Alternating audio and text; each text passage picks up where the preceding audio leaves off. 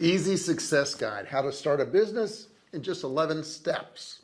Okay, if you're here, you've already taken a step, haven't you? You're considering starting your own business, and that's awesome. One of the best ways to actually become financially independent is to start your own business. Now, before we get started, do me a favor and subscribe. Hit that subscribe button down there, turn it from red to gray. Don't forget to ring the bell. Turn on all bell notifications so you're notified each and every time I go live or if I upload a video. Okay, so here's the deal. You want to start a business. It's a big step. I get it. It's a big step. It differentiates you from everybody else because most people are taught to go to school, get a good education and get a good job and work for somebody else. Very rarely do you hear anybody teaching you how to work for yourself. That's what this video is all about, how to work for yourself. I'm going to walk you through each one of these steps, and by the end of the video you're going to know exactly what you need to do. Now let's look at it first. First off, you got to get your big idea. That's number one. What is your big idea? It's time to look around. How do you want to do this? Do you want to develop your own product?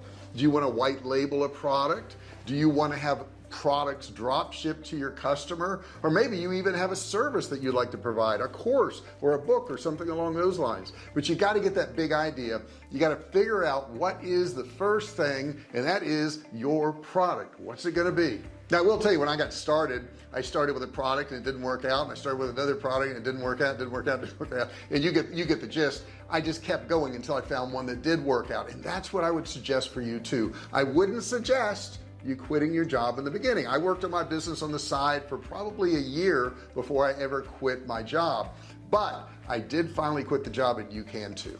The second thing is you want to research your product and your audience. Your audience is very important. Now, of course, I'm going to go out and I'm going to look at my competitors. I'm going to see what they're selling, how much they're selling it for, how they market it. I would highly suggest that if you've picked a product to sell and you have a competitor in the same niche, that you buy their product. See what emails they send you, see what types of ads pop up. Very important to do that, because if you have a successful competitor, you can emulate a lot of the things they do. You don't have to copy it exactly, but you could do stuff very similar to them and get great results, and they've done all the work to figure it out for you.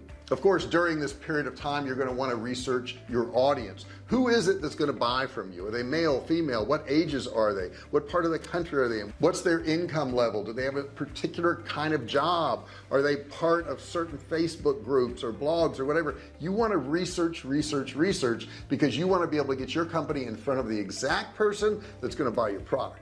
Number three, you got to calculate your startup costs. They're always going to be costs. And I know a lot of people will search things like how to start a business with no money. That's just not true. You're going to have some money. You're going to, if nothing else, need a business license and some type of, web page. I would assume nowadays every company has a web page. So there are startup costs. You got to figure out, if you are going to carry inventory, what that inventory is going to cost you. Where are you going to put that inventory? Is it going to be at your house? Is it going to be at a warehouse? What's the web page going to cost you? Are you going to build it? You're going to have somebody else build it? Figure all these costs in so you can see how much money you need. Now, a lot of times you can do this in increments. Maybe you just want to work on your web page first. Then you may want to do some drop shipping so you don't have to buy any inventory. We talked about that in number one, how you could have a drop shipping model too. So calculate all these things out and slowly invest your money into it. I didn't have a lot of money. I started with $100, and truth be told, that was on my credit card. So you could start with very little money and still start a business. Don't let the lack of cash stop you. People who invest less in the beginning tend to be more successful than those who invest a lot of money. Number four, you've got to source your products.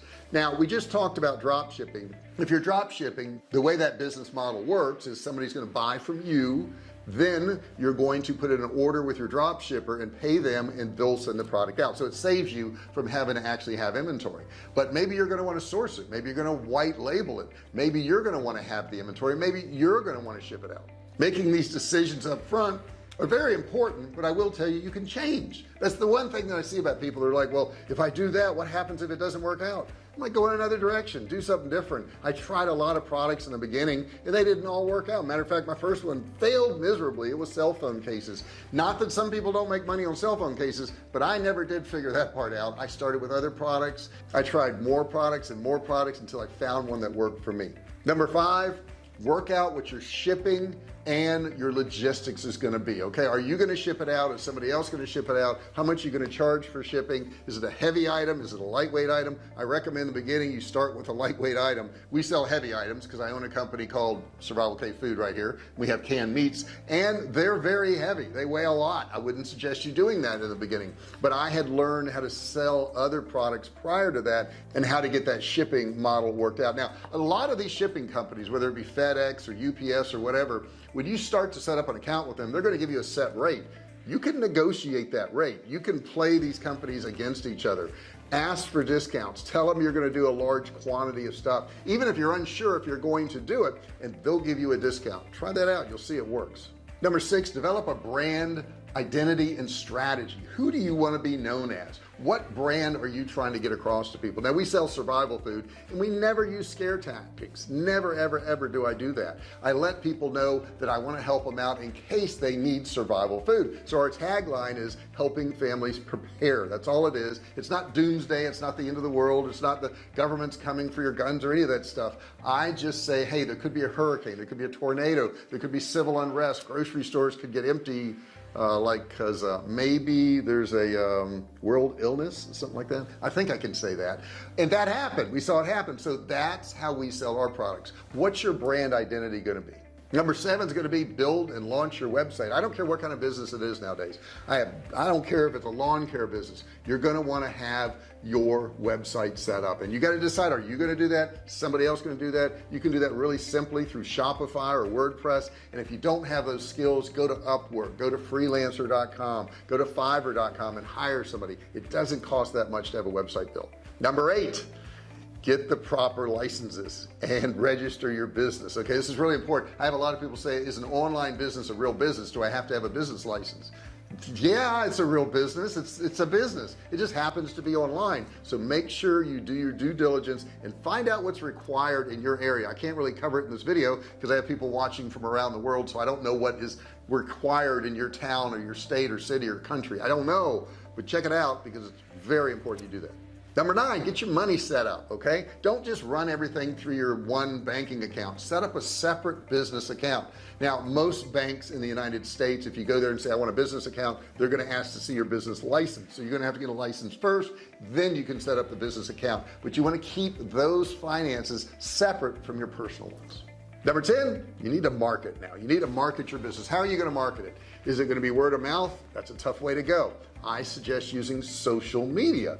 I suggest running ads. Use social media first. Do some posts first. Do some content posts. In other words, we sell survival food, so we may post content on how to protect your family in the event of a hurricane, or how to keep your house safe, or how to have the right amount of food storage.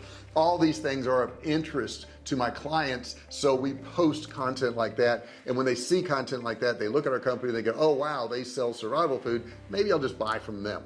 That helps us and our business, and you're going to need to do the same thing. And then on down the road, you're going to want to do some ads. You're going to want to do some advertising. I'm doing it right now with our business. We just started a whole string of new ads. I would suggest you do that too.